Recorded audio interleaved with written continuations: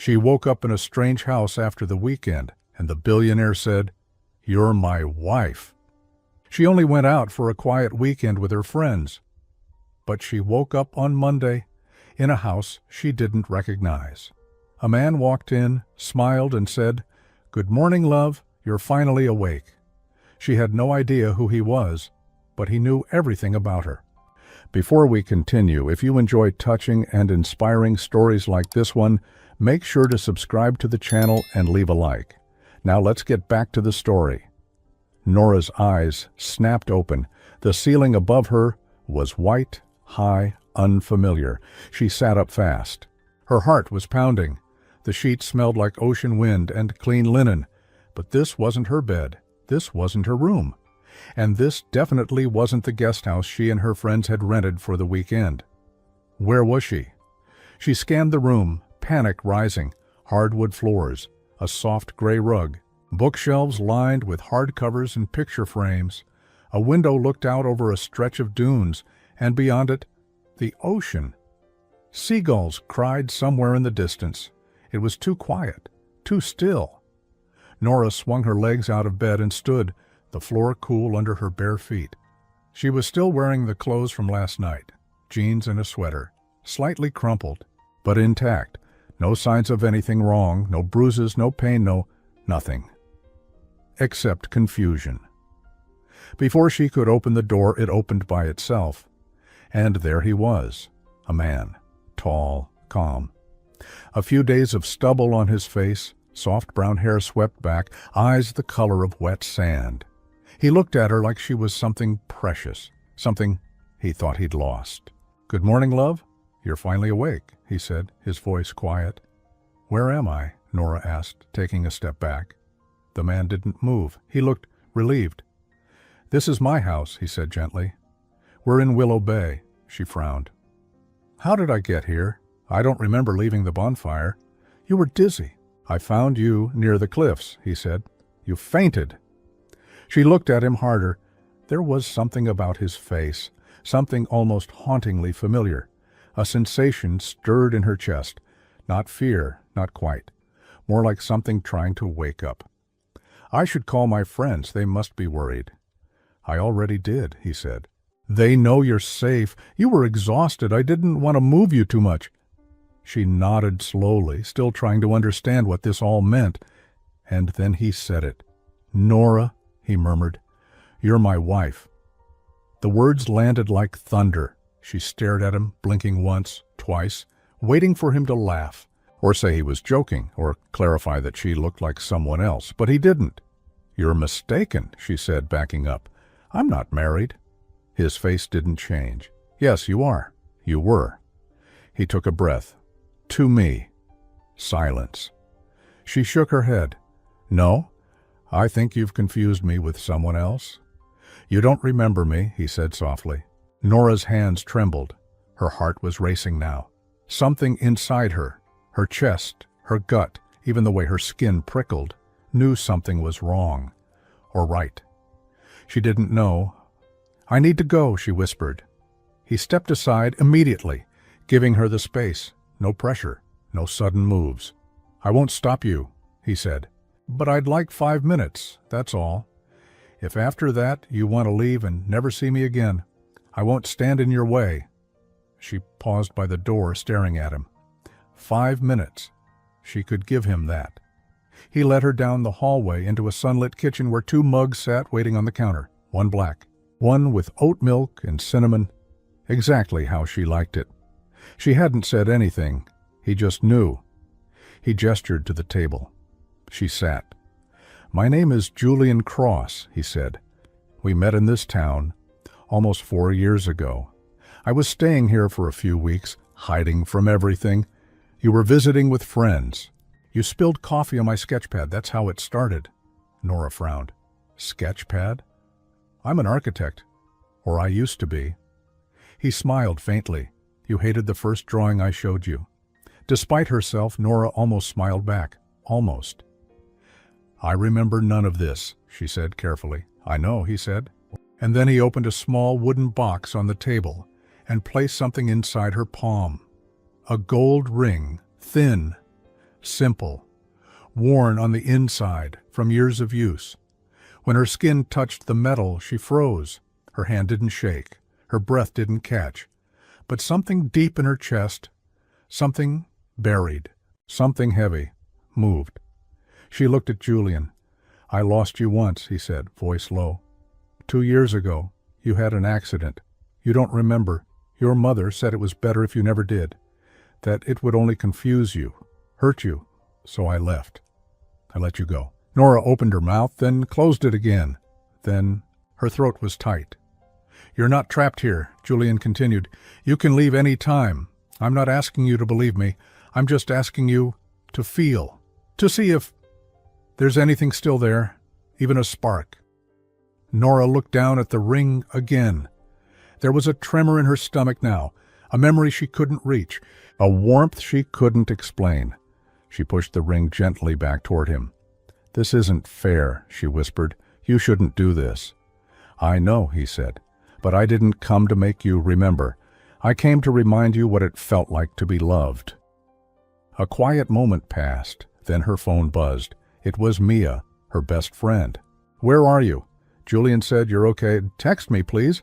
Nora stared at the screen. "I need air," she said. Julian nodded. "There's a garden out back. It's where you used to go when you were overwhelmed."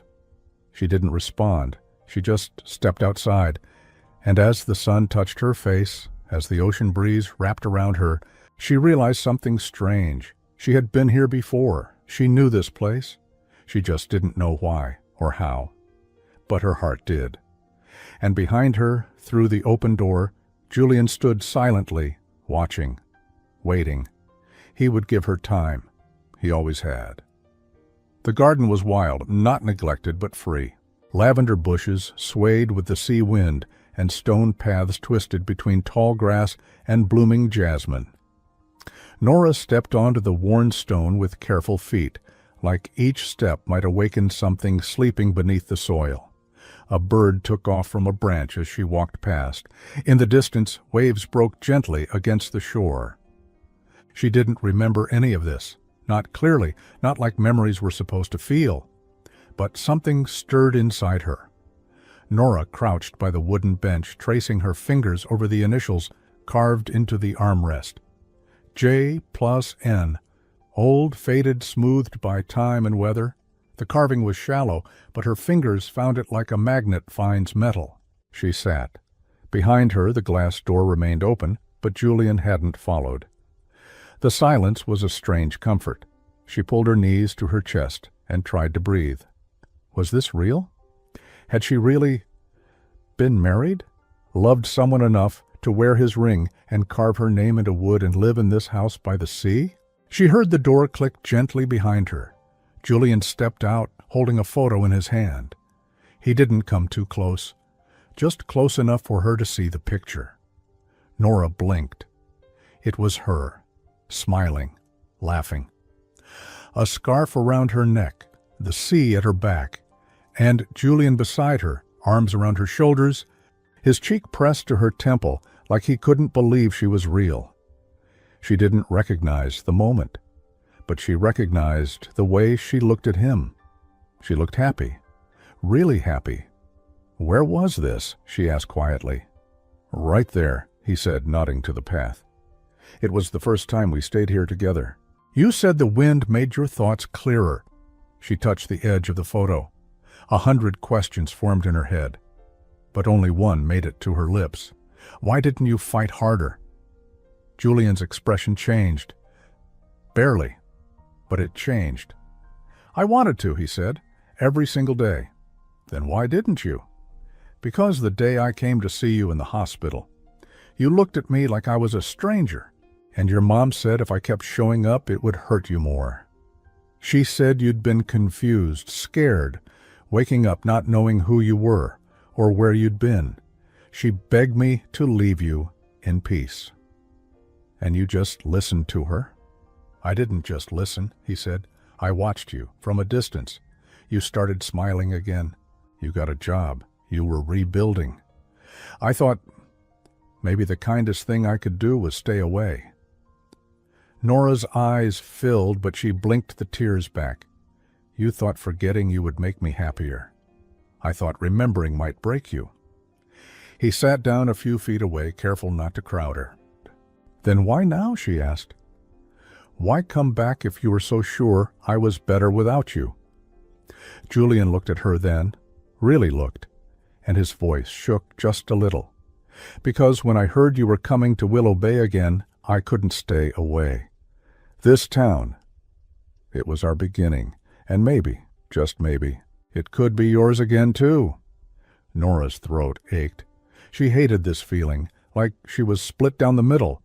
Half of her still stuck in the last 2 years, working at a bookstore, living with her mom, waking up every morning with a sense that something was missing. And now, she knew what or who. She stood suddenly. "I need to go back," she said. "I need to talk to my mom." Julian stood too, immediately. "I'll drive you." She hesitated, then nodded. The car ride was quiet. Nora stared out the window, fingers knotted in her lap. Julian kept his eyes on the road, careful not to push her into conversation. Every so often she glanced at him, his profile, the way his hand rested lightly on the steering wheel, the small scar on his jaw she hadn't noticed before. And in flashes, feelings came. Not memories, not yet, but feelings. They pulled up outside her childhood home, the same white gate, the same chimes on the porch. Her mom's car was there. Nora got out first. Julian waited by the car. She opened the front door, and the smell of lavender and lemon cleaner hit her instantly. Her mom was in the kitchen, humming. "Nora?" She turned, surprised. "You're back early." Nora stood there, her heart pounding. "Mom, I need to ask you something." Her mom wiped her hands and came closer. "Of course, honey. What is it?" Nora's voice dropped. "Did I ever get married?" Her mother's expression froze. "What?" "You heard me." Her mom glanced past her through the window toward the car parked outside, and her face changed. "Did he put that idea in your head again?" she said, her tone sharpening. "It's not an idea. It's the truth, isn't it?" Nora stepped forward. "You've been hiding it from me. You don't remember anything, Nora. He left. He gave up on you." "No," Nora said. "He waited. And I think I did love him. I think I still do, somewhere inside." Her mother's eyes filled. "I just wanted to protect you. You were so broken, and he didn't know how to help." "You didn't let him try." There was a long silence. And then her mother whispered, "Yes, you were married to him. You were happy until the accident. You lost control on a rainy night coming back from a movie. They said your brain might block certain things. I was scared. I didn't want to lose you again." Nora felt her legs weaken, but she stood firm. "I need time," she said. Her mother nodded. "I understand." Nora walked back to the car. Julian looked up as she approached. "She told me everything." He didn't speak, just waited. "I want to go back to the house," she said. "Not to stay, just one more night." Julian's voice was soft. "Of course." He opened the door for her. And as she slid into the seat, Nora realized something terrifying and undeniable. Her heart had never really stopped loving him. It had just forgotten how. And now it was starting to remember. But memory is a tricky thing, and sometimes the past comes back with more than love. The house was quieter that night. Even the wind outside had softened, like it knew something delicate was happening inside those walls. Nora sat on the edge of the bed, the same one she'd woken up in that morning, and stared at her reflection in the mirror across the room. She looked the same, but something had changed. The version of herself she thought she knew, the independent, guarded woman rebuilding her life, now stood face to face with a ghost from her past, a ghost who was very much alive. Julian had given her space. He was downstairs making tea, probably pacing, probably second-guessing every word he'd said. And Nora. She was remembering. Not memories in full, not yet. But flashes, a fireplace, laughter, bare feet on wood floors, a dance in the kitchen, the sound of rain against glass, and a voice whispering, "Don't ever let go." She closed her eyes. There was love in those flashes, a lot of it, and a pain so deep it must have been real.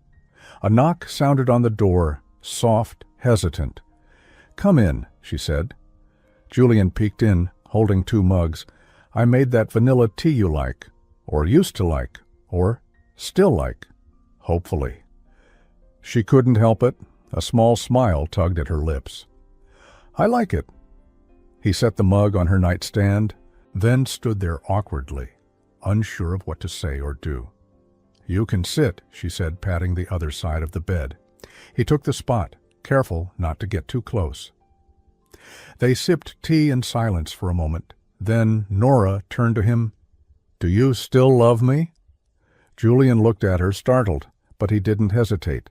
"Yes," he said, like it was the easiest truth in the world, "even after I pushed you away." "I never stopped," he said. "I just waited." Nora's eyes welled. "I'm scared." "Of what?" "Of falling in love with someone I don't remember." Julian nodded slowly. "But what if you're not falling for someone new?" he said. "What if you're just falling back into place?" The room held its breath. Then Nora whispered, "Tell me something only we would know." Julian stared at the floor, thinking. And then he smiled. "You used to hum when you brushed your teeth, always off-key, always the same song. Moon River." She froze. Her heart skipped. She did that, still did. He leaned back on his palms. "One night I came home and found you crying in the shower. You said you didn't know why. I didn't ask questions. I just sat with you, fully clothed, soaking wet. We didn't speak. We just sat there." Nora's eyes stung. She remembered that night. Not fully, not visually, but emotionally, like the echo of something real. "And once," Julian added, "you tried to bake a birthday cake for me from scratch. You forgot the sugar, and we both pretended it was delicious." That made her laugh, a real laugh. And that laugh broke something open inside her. She reached for his hand without thinking.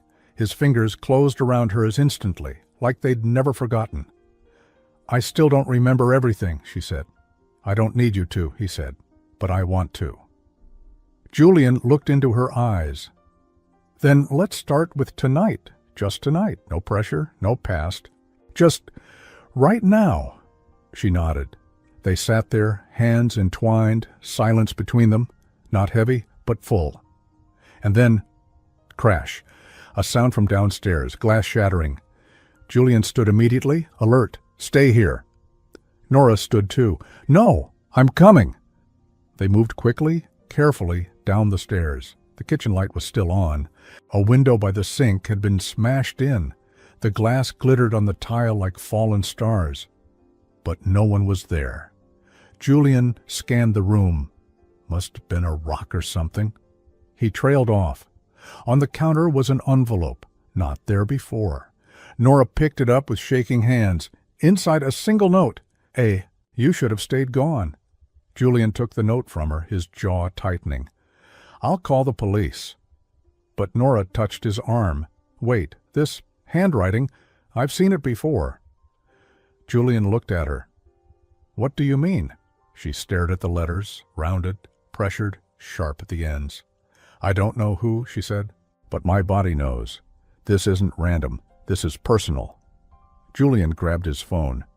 "We're not staying here tonight. I'll take you to a hotel." "No," Nora said. "I'm not running. Not again." He hesitated, but she stood taller now, stronger. "I came here to remember who I was," she said, "or who we were, and I'm not letting fear erase that again." Julian's eyes softened. "You're braver than you know," he whispered. She didn't feel brave. She felt cracked open, but she nodded. They cleaned the glass together, then locked every window, every door. Julian didn't ask if she wanted him to stay in the room that night. He simply laid a pillow and blanket on the couch. But when Nora came down in the middle of the night, her voice barely above a whisper, "Can you stay just until I fall asleep?" He followed her silently back upstairs. They lay side by side, inches apart, and as she drifted off, her fingers found his again, not out of fear, but trust, and just before sleep claimed her, another memory stirred. A voice, hers, saying, "I do," and his, trembling, saying, "Always." But the question was, who wanted to keep her from remembering, and why?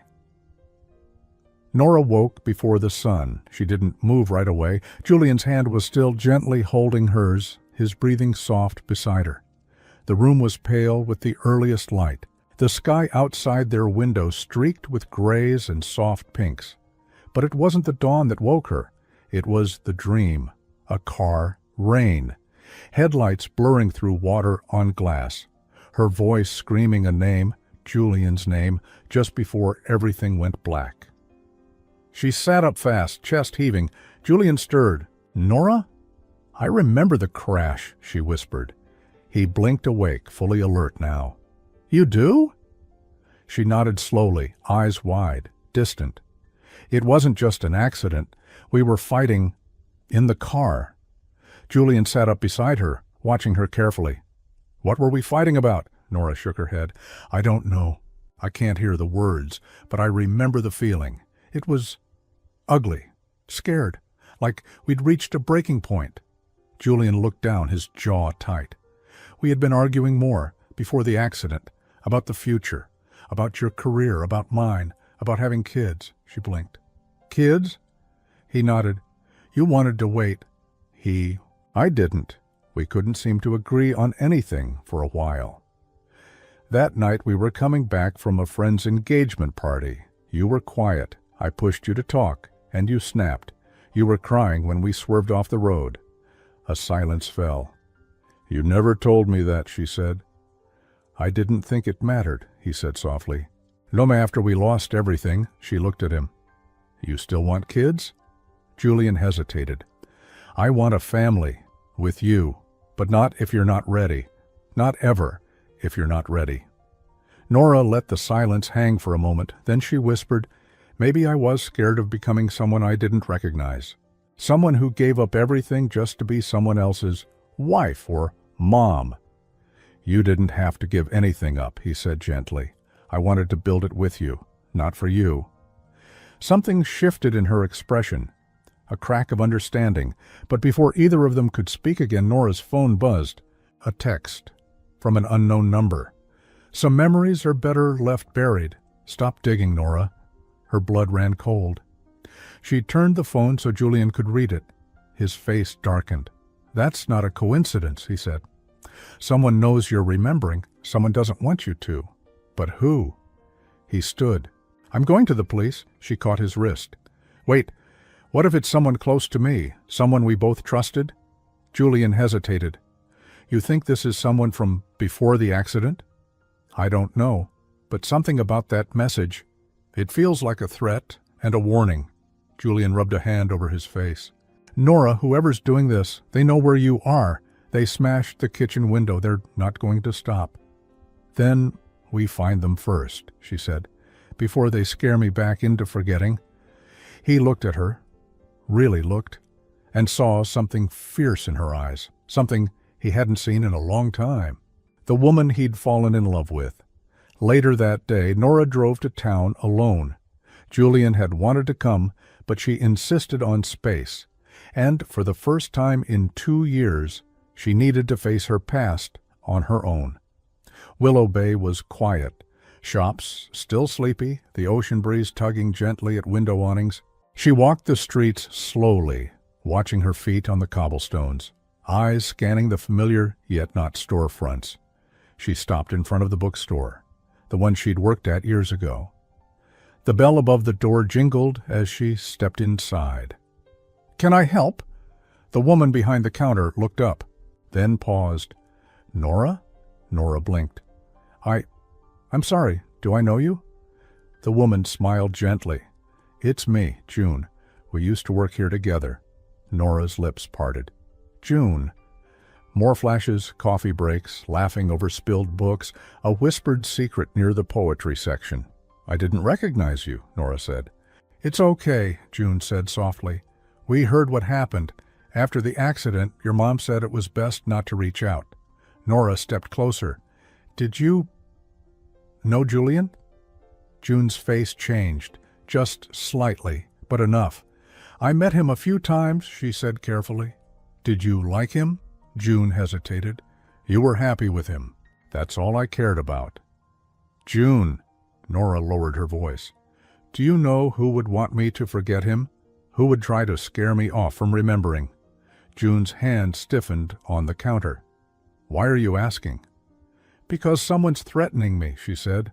Someone doesn't want me to remember my life before. June looked around. The store was empty. Then she said quietly, You should talk to Lily. Nora frowned. Lily? Your old best friend.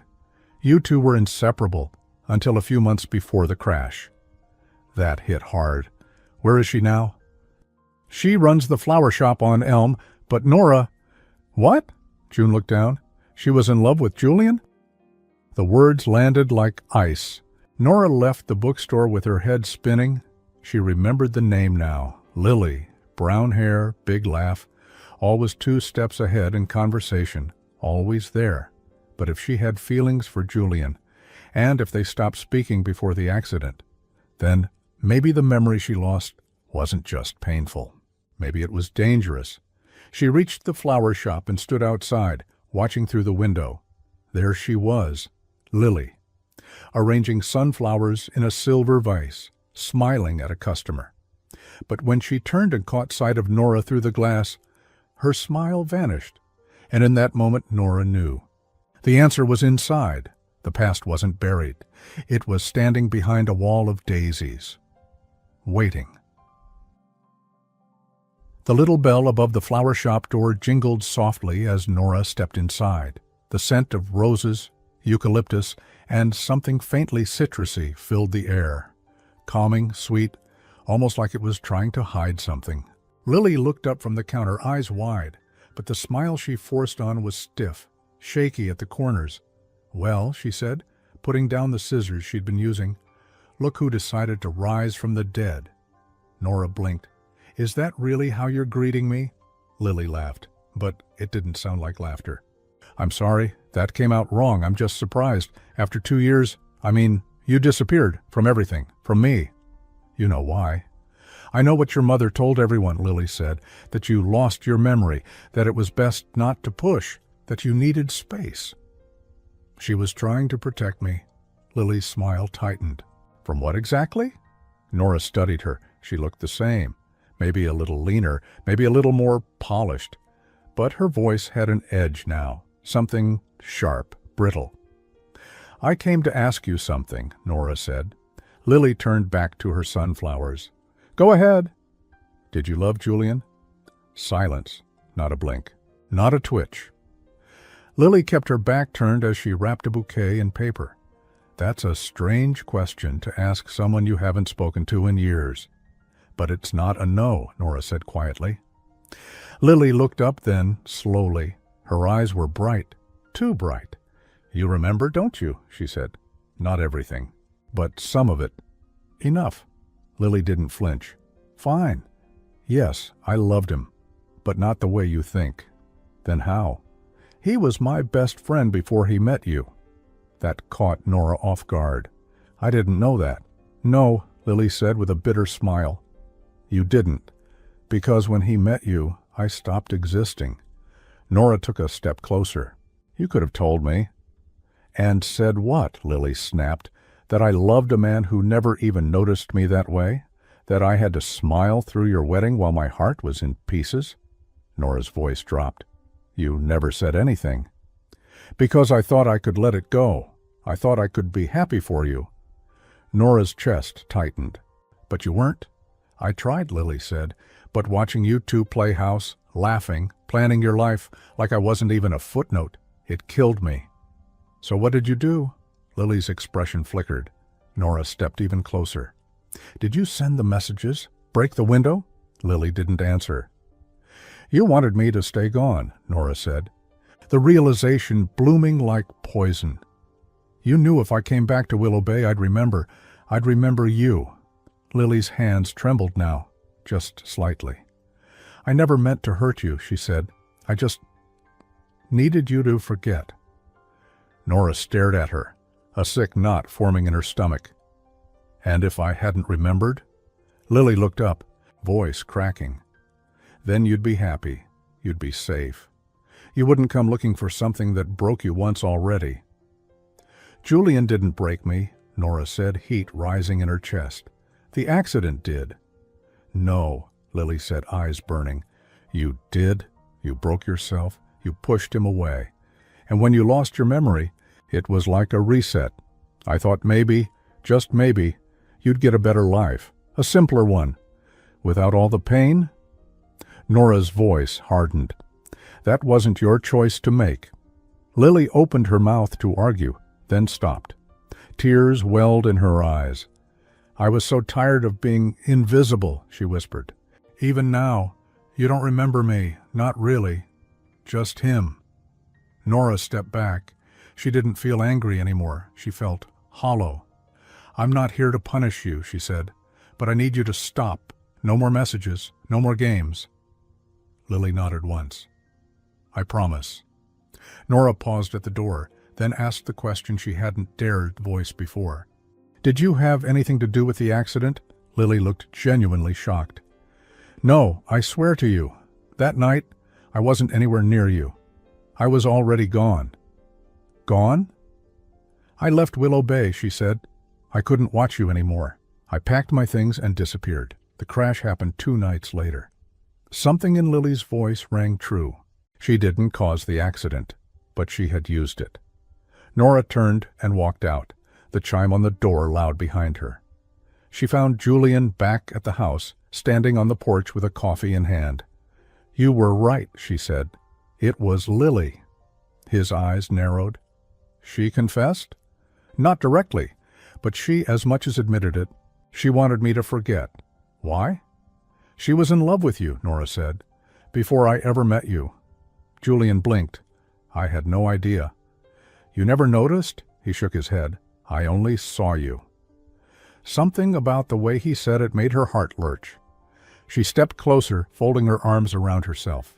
"I don't know how to feel," she admitted. "Part of me wants to be furious, the other part just feels sad." Julian took her hand quietly. "Grief and forgiveness live in the same place sometimes." She leaned her head against his shoulder. They stood like that, watching the sky shift. After a long moment she said, "There's still more, isn't there? More I haven't remembered yet." Julian nodded slowly. "There's one thing I've never told you," he said. "Something I've carried alone since the crash." She looked up at him. "What is it?" He swallowed hard and whispered, "The night of the accident. You weren't the only one who lost something." Nora stared at him. "What do you mean?" Julian took a breath. His eyes were glassy. "You were pregnant, Nora. You were 2 months along. We just found out. And the impact, we lost the baby." Silence. The wind stopped. The air around her collapsed. Nora's knees buckled. Julian caught her instantly, lowering her gently to the porch bench. "I didn't tell you because the doctors said the memory loss might protect you from the trauma. Your mother agreed. We thought it was best not to add more grief to what you already couldn't understand." Nora covered her mouth. The ache in her chest was unbearable. "Not just pain, grief." "Are you sure?" He nodded. "You were scared, but once the shock faded, you were happy. You were already looking at baby names. You wrote letters to our child. They're still in the desk drawer upstairs." She couldn't speak. Her whole body shook, and yet, deep down, something inside her knew, the way she'd cried for no reason. The dreams she couldn't explain, the emptiness that had haunted her for years. Now it made sense. A love lost before it ever had a chance. Nora whispered through tears, "I didn't even get to say goodbye." Julian pressed his forehead to hers. "We can say it now." They held each other as the sun broke through the clouds. And for the first time in years, Nora allowed herself to cry, not from fear, but from remembrance. Because healing isn't forgetting, it's remembering, and still choosing to love anyway. But healing takes time, and the heart, when broken, never forgets. The drawer was old, made of dark oak, tucked into the corner of Julian's study, a room Nora hadn't dared enter since arriving. She stood in the doorway now, heart pounding, fingertips numb. Julian watched her from behind, silent. "You said the letters are here," she murmured. He nodded. "Bottom drawer, left side." Nora walked slowly to the desk. The floor creaked under her bare feet. Outside, a storm had started, soft thunder rumbling in the distance, as if the sky was bracing itself for what was about to be opened. She knelt down, pulled the drawer gently, and there they were. 3 small envelopes, all addressed the same way. "To the little one we were waiting for?" Her throat tightened. Julian stayed near, but gave her space. Nora picked up the top letter, the paper slightly yellowed at the corners, her own handwriting unmistakable. She sat on the floor, back against the wall, knees to her chest, and unfolded it with trembling hands. She began to read. "Dear little heartbeat, you're not bigger than a blueberry yet, but already you've changed the rhythm of my days. I woke up this morning and smiled just because I remembered you were there. Your dad made pancakes. He burned the first batch. I laughed so hard, I nearly dropped the second. He doesn't know it yet, but I'm writing you letters every week until you get here, just in case I forget the little moments. The way he talks to you already when he thinks I'm asleep, the way I can't stop touching my stomach, even though it's too early to feel anything. I'm scared sometimes. What if I'm not ready? What if I don't know how to be someone's mom? But then I see how your dad looks at me. And I feel like maybe we're going to be okay. Love always. Your mama." Nora's vision blurred. She clutched the paper to her chest and let the tears fall freely. Not loud, not panicked, just deep, aching grief rolling through her like waves. Julian knelt beside her quietly. "I found them a few weeks after the crash," he said. "You used to write in the mornings when you couldn't sleep. You never showed them to me. I think you meant to give them all at once." She handed him the second letter, unable to read it just yet. He unfolded it and read aloud. "Dear little dream, it's week 9. I bought your first blanket today. It's gray with stars. I wanted yellow, but your dad said, 'Stars are better. They'll remind them to reach for something bigger.' He always says things like that. You're lucky to have him. I don't know if you'll be more like him or me, but I do know this. You'll be loved more than anything I've ever known how to love. And that terrifies me. Sometimes love is heavy. Sometimes it asks more than we think we can give. But it also saves us. It makes us brave. You already have. Love, Mom." Nora closed her eyes. "I don't remember writing those words." "But they were in you," Julian said, "and I think they still are," she whispered. "Why didn't you tell me about the baby sooner?" Julian hesitated. "Because for the first year I thought it would destroy you. And then, after you looked at me like a stranger, I thought maybe the only way for me to survive was to let it go." Nora nodded, not in agreement but in understanding. Then she reached for the third letter. This one was different. The handwriting was shakier, the paper thinner. And when she unfolded it, something about it made her hands tremble harder. "Dear little star, today was the hardest day of my life. The doctor said your heartbeat is gone." Just like that. They tried to explain it, but all I could hear was silence. I screamed. I didn't mean to, but I screamed. Your dad held me like I was the one who stopped breathing. Maybe I did. I don't know if you'll ever read this. I don't know if it even matters now, but I need to say it anyway. I loved you. I still do. I always will. You were real, even if the world never got to meet you. Always, Mama. Julian covered his face with his hands. Nora reached for him, pulled him close, and for a long time they held each other there on the floor. No words, no past, no future. Just raw, unfiltered now. The rain outside had picked up. It tapped gently against the windows like it, too, needed to grieve something. After a while, Nora whispered, "I don't want to forget again." "You won't," Julian said softly. "Not this time." They sat in silence for a long while before she asked, "Did you ever write one?" He paused, then reached into the drawer again and pulled out one last envelope. Her heart skipped Julian handed it to her. "I never meant to show you. I wrote it the day I left the hospital. After you told me to leave." She opened it. "Dear little one, you'll never read this, but I need to say it anyway. Your mom doesn't remember me anymore. She looked at me like I was no one. And maybe that's fair. Maybe I failed her.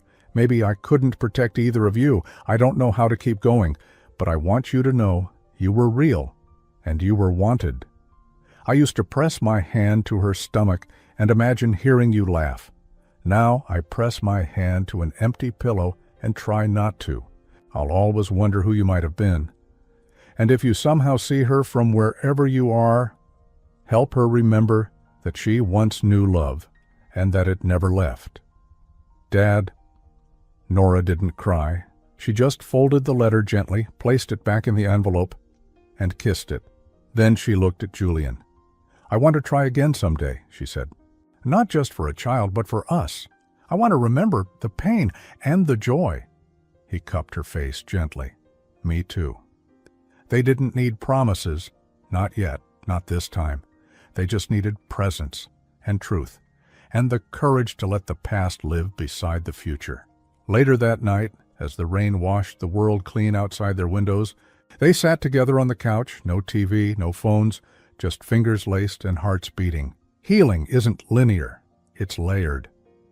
And sometimes it lives in silence, in tea, in unread letters, in shared storms. But one thing was clear now, love hadn't left. It had waited. Willow Bay was golden, the storm had passed. Waves glimmered under the late afternoon sun, and gulls floated lazily above the cliffs. Everything felt clean, quiet, like the town itself had exhaled. The sea breeze was softer, the light hit different, brighter, warmer. Nora walked barefoot along the path behind Julian's house, her sweater wrapped loosely around her shoulders. She paused beside the garden bench, the one with the faded carving, J+N. She ran her fingers over it again, but this time there was no confusion, no ache, only memory and a strange, full kind of peace. Behind her, Julian watched from the doorway. He didn't speak. He knew by now, when she needed silence, he gave it. When she needed closeness, he showed up, always, not with grand gestures, not with perfection, just with presence. And maybe that's what love actually was. Not just a spark, not butterflies, not even history, but staying, even when it hurt, even when it was hard, even when someone forgot you. That evening they drove into town together. No secrets between them now. Just shared truths and a quiet rhythm they were both learning again. Julian parked beside the old lighthouse. "I haven't been up here since the summer we got married," he said as they stepped out. Nora looked up at the spiral staircase behind the lighthouse door. "How many steps?" 103, he said with a half smile. "You complained at every single one." "Sounds like me."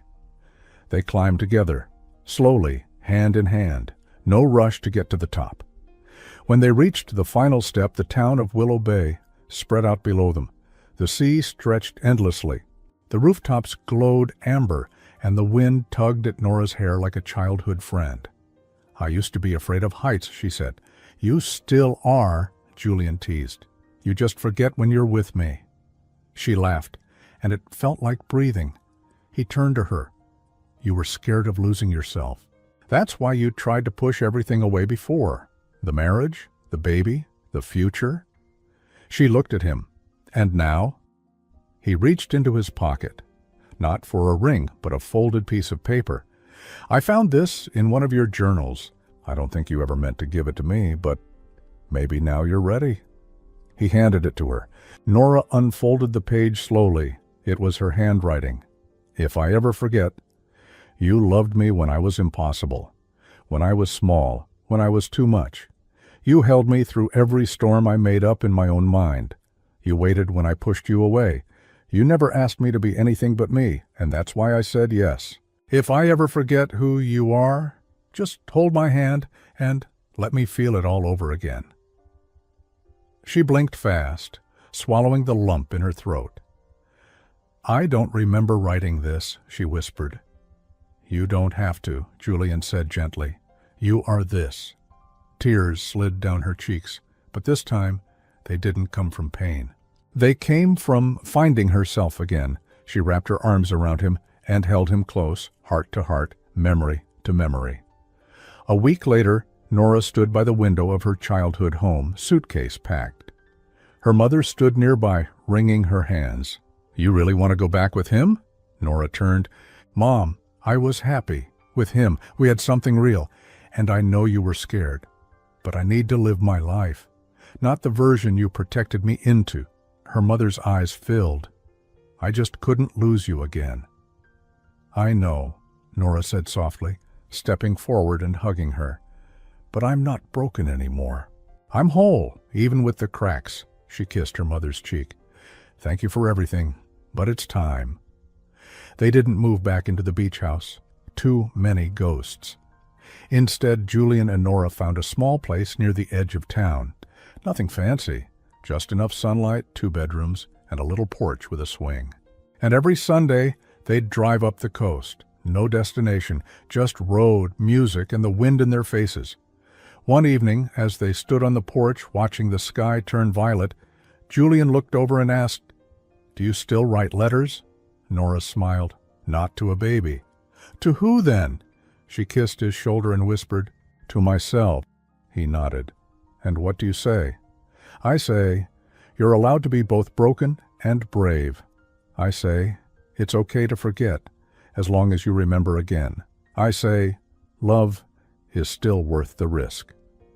And then, without a single flashback, without a single doubt, she leaned in and kissed him. Not like a stranger trying to recover something lost, but like a woman who had chosen to stay. 6 months later. The morning was quiet. The kitchen smelled like fresh bread and vanilla tea. Julian sat at the table, sketching a model for a new community project. Nora walked in holding something in her hand. A test, 2 pink lines. He looked up and she simply nodded, tears in her eyes. His sketch fell from his hand. He crossed the kitchen in 2 steps and wrapped his arms around her, lifting her off the ground as she laughed through her tears. This time, they weren't scared. This time, they weren't grieving something they hadn't met yet. This time, they were ready. And maybe that's the point of all of it. Love doesn't always come easy. Sometimes it leaves, sometimes it hides, sometimes it breaks you, but if it's real, if it's true, it will always, always find its way back. The end. Have you ever had to let go of someone you loved, only to find them again later in life? Or maybe, have you ever forgotten who you were and had to find your way back? Share your story in the comments. I'd love to hear how your heart found its way.